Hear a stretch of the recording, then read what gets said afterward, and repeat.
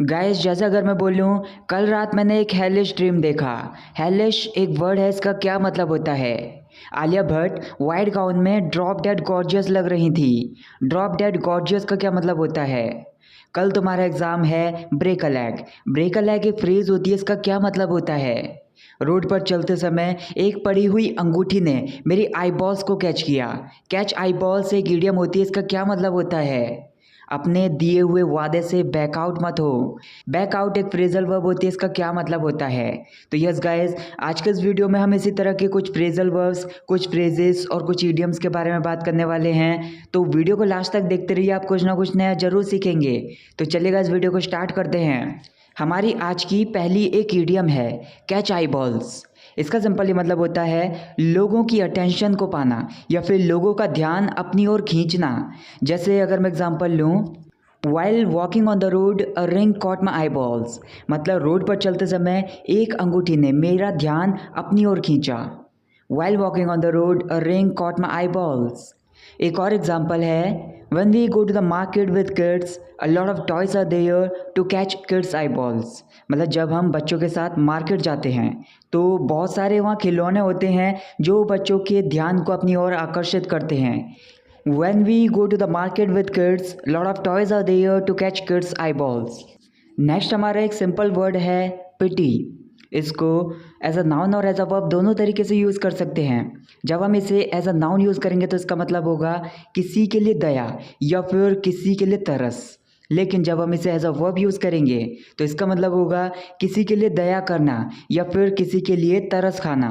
जैसे अगर मैं एग्जांपल लूँ, वी शुड पिटी बैगर्स, यहाँ पर इसको एज अ वर्ब यूज़ किया जा रहा है, तो इसका मतलब होगा हमें भिखारियों के लिए दया करनी चाहिए या फिर हमें भिखारियों के लिए तरस खाना चाहिए।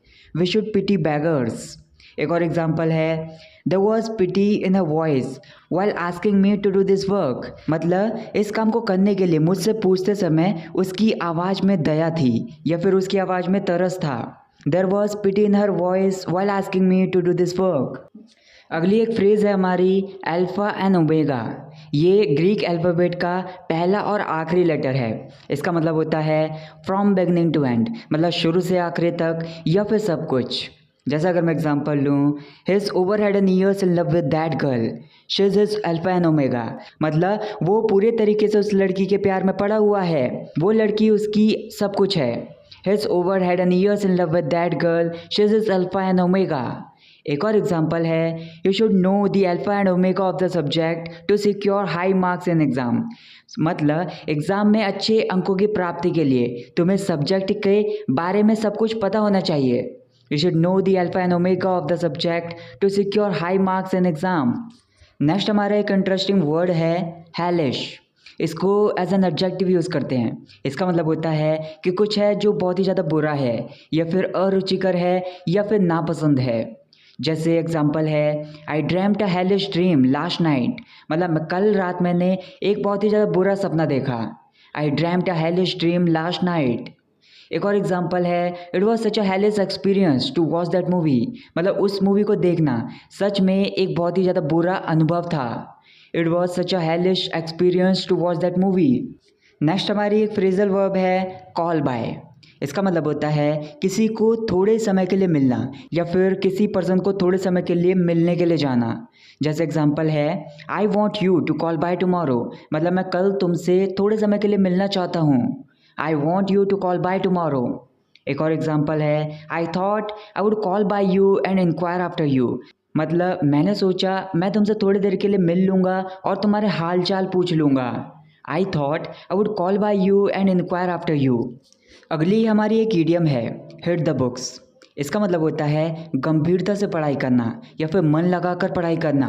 For example you have an exam tomorrow you should hit the books, मतलब आप किसी को समझा रहे हो या फिर किसी से बोल रहे हो कल तुम्हारा एग्ज़ाम है तो तुम्हें मन लगाकर पढ़ाई करनी चाहिए या फिर तुम्हें गंभीरता से पढ़ाई करनी चाहिए। You have an exam tomorrow you should hit the books. एक और एग्जांपल है it's time to put your mobile aside and hit the books, मतलब किसी से आप कह रहे हो कि ये अभी समय है अपने मोबाइल को अलग रखने का और गंभीरता से पढ़ाई करने का। It's time to put your mobile aside and hit the books. Video को आगे बढ़ाने से पहले मैं आपको बताना चाहता हूँ मेरा एक सेकंड चैनल भी है लेट मी फ्लो 2 नाम से। तो उस चैनल का लिंक आपको इस वीडियो के डिस्क्रिप्शन बॉक्स में मिल जाएगा। उस लिंक पर क्लिक करते ही आप उस चैनल पर रीडायरेक्ट हो जाओगे। तो मैं चाहता हूँ कि उस चैनल पर भी अपना सपोर्ट दिखाइए, वो वीडियोज़ भी देखिए और वीडियोज़ को शेयर भी कीजिए। नेक्स्ट हमारी एक कंजक्शन है दैट्स वेयर। इसका मतलब होता है यहीं तो या फिर वहीं तो। इसको हम उस सेंस में यूज़ करते हैं जहाँ पर किसी जगह के बारे में बात होती है, या फिर ऐसे भी बोल सकते हैं उसी जगह तो। जैसे अगर मैं एग्जांपल लूँ, that's where I met her for the first time, मतलब उसी जगह तो मैं उससे पहली बार मिला, या फिर वहीं तो मैं उससे पहली बार मिला। That's where I met her for the first time. एक और एग्जांपल है that's where I want to take you, मतलब वहीं तो मैं तुम्हें ले जाना चाहता हूँ। That's where I want to take you. अगला एक वर्ड है ड्रॉप डेड गॉर्जियस।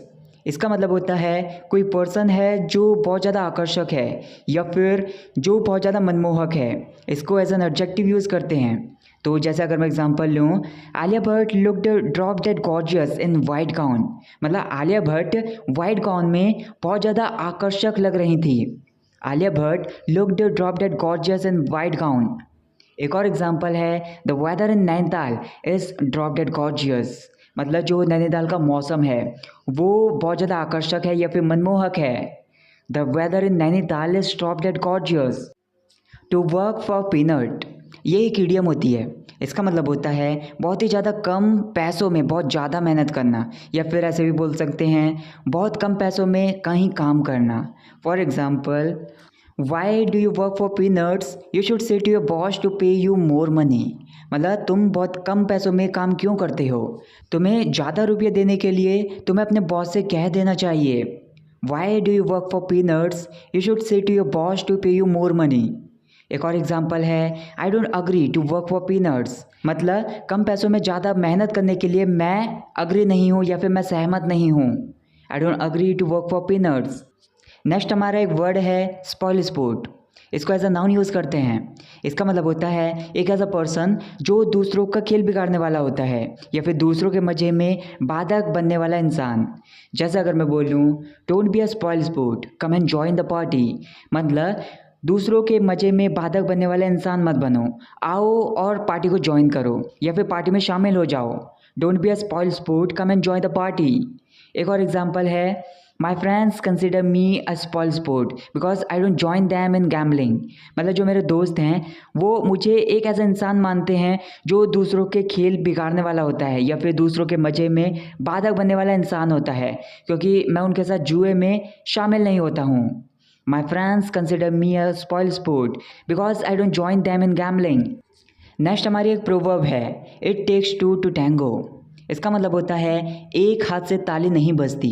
इसको हम इस सेंस में बोलते हैं एक ऐसी सिचुएशन जिसमें हम दूसरों को एम्फेसाइज करते हैं, मतलब जिसमें केवल एक पर्सन इन्वॉल्व नहीं हो सकता, जो केवल अकेले से परफॉर्म नहीं किया जा सकता, जिसमें दूसरे पर्सन की ज़रूरत पड़ती ही पड़ती है। तो जैसे अगर मैं बोलूँ don't blame me for the argument, it takes two to tango, you are equally responsible for that, मतलब आर्ग्यूमेंट के लिए या फिर बहस के लिए मुझे ब्लेम मत करो या फिर मुझ पर दोष मत लगाओ। एक हाथ से ताली नहीं बजती, तुम भी उस चीज़ के लिए उतने ही जिम्मेदार हो।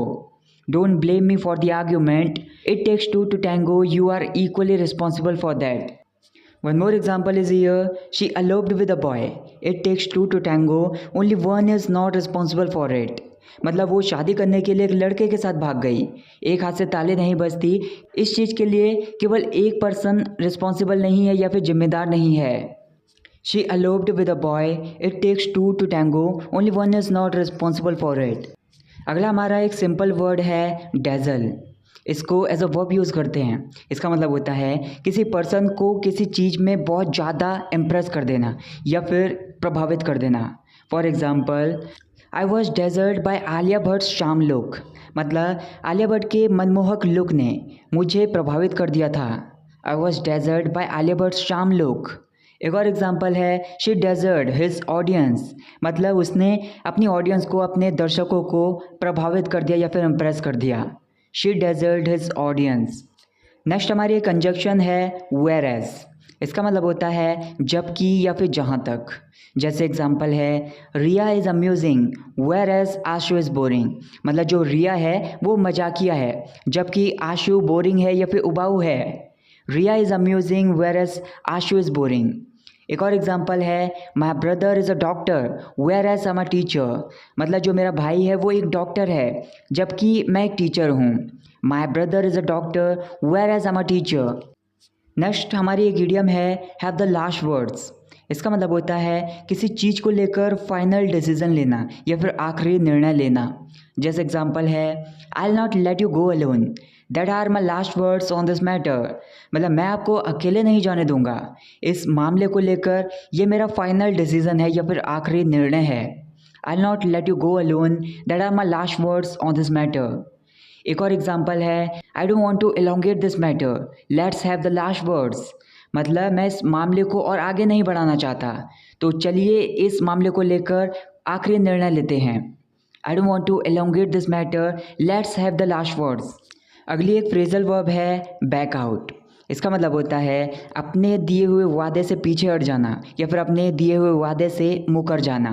For example, you promise me to return money within a month but you backed out. मतलब 1 महीने के अंदर पैसा वापस करने का तुमने मुझे वादा किया, लेकिन तुम अपने वादे से मुकर गए या फिर तुम अपने वादे से पीछे हट गए। You promise me to return money within a month but you backed out. एक और एग्जाम्पल है, I am not in the habit of backing out. मतलब मुझे अपने दिए हुए वादे से पीछे हटने की आदत नहीं है। I am not in the habit of backing out. Next हमारी एक कंजक्शन है, इवन दो। इसका मतलब होता है भले ही। तो इसका थोड़ा सा डीप सेंस में आप समझ सकते हैं। इसका मतलब होता है कोई चीज़ है जो सच है, हम उसको एम्फोसाइज करना चाहते हैं। For example, even though team played well they loss the game. मतलब टीम के अच्छा खेलने के ऊपर हम एम्फोसाइज करना चाहते हैं या फिर टीम के अच्छा खेलने के ऊपर हम जोर देना चाहते हैं। इसका मतलब होगा कि भले ही टीम ने अच्छा खेला लेकिन वे गेम हार गए। Even though team played well they loss the game. एक और एग्जाम्पल है, he likes her even though that girl ignores him. मतलब वो उस लड़की को पसंद करता है भले ही वो लड़की उसे इग्नोर करती है या फिर नज़रअंदाज करती है। He likes her even though that girl ignores him. Next हमारी एक फ्रेज़ है ब्रेक अ लेग। इसको हम नॉर्मली उस सेंस में बोलते हैं जब कोई कुछ करने जा रहा होता है तो उसको एंकरेज करने के लिए या फिर उसकी हिम्मत को बढ़ाने के लिए हम नॉर्मली बोल देते हैं गुड लक या फिर ऑल द बेस्ट। तो इनकी जगह हम बोल सकते हैं ब्रेक अ लेग। जैसे एग्जांपल है, you have an exam tomorrow break a leg. मतलब आप किसी से कह रहे हो कि कल तुम्हारा एग्ज़ाम है, ब्रेक अ लेग। मतलब आपका भाग्य अच्छा हो, मतलब उसकी हिम्मत को बढ़ाने के लिए ऐसा बोल रहे हो। You have an exam tomorrow break a leg. एक और एग्जांपल है, you are going to perform on the stage break a leg. मतलब तुम स्टेज पर परफॉर्म करने जा रहे हो, तुम्हारा भाग्य अच्छा हो। You are going to perform on the stage break a leg. अगली हमारी एक इडियम है गूफ अराउंड। इसका सिंपली मतलब होता है फालतू की चीज़ों में समय बर्बाद करना या फिर कुछ ऐसा करने में समय बर्बाद करना जो इम्पोर्टेंट नहीं है। जैसा अगर मैं एग्जांपल लूँ, you will never get high marks till you goof around. मतलब जब तक आप फालतू की चीज़ों में समय बर्बाद करोगे तुम्हारे अच्छे अंक नहीं आएंगे, तुम्हारे अच्छे अंक कभी नहीं आएंगे। You will never get high marks till you goof around. एक और एग्जांपल है, stop goofing around with your friends. मतलब अपने दोस्तों के साथ फालतू की चीज़ों में समय बर्बाद करना बंद करो या फिर ऐसी चीज़ों में समय बर्बाद करना बंद करो जो इम्पोर्टेंट नहीं है। Stop goofing around with your friends. Next हमारा एक वर्ड है हॉटली। इसको एज एन एडवर्ब यूज़ करते हैं। इसका मतलब होता है बहुत ज़्यादा उत्साहित होकर या फिर बहुत ज़्यादा गुस्से में। For example, she hotly denied going with मी। मतलब बहुत ज़्यादा गुस्से में उसने मेरे साथ जाने के लिए मना किया। She hotly denied going with me. एक और एग्जाम्पल है, she saided to me hotly. मतलब बहुत ज़्यादा उत्साहित होकर उसने मुझसे ऐसा कहा। She saided to me hotly. Next हमारी एक फ्रेजल वर्ब है look after. It means to take care of something और समबडी। मतलब किसी पर्सन की या फिर किसी चीज़ की देखभाल करना या फिर उसका ध्यान रखना। For example, when I was sick Tina looked after me very well. मतलब जब मैं बीमार था तो टीना ने बहुत अच्छे तरीके से मेरी देखभाल की या फिर मेरा ध्यान रखा। When I was sick Tina looked after me very well. एक और एग्जांपल है, I am going out of the city, please look after my house. मतलब आप किसी पर्सन से कह रहे हो कि मैं शहर से बाहर जा रहा हूँ, तो कृपया मेरे घर की देखभाल करना या फिर ध्यान रखना। I am going out of the city, please look after my house.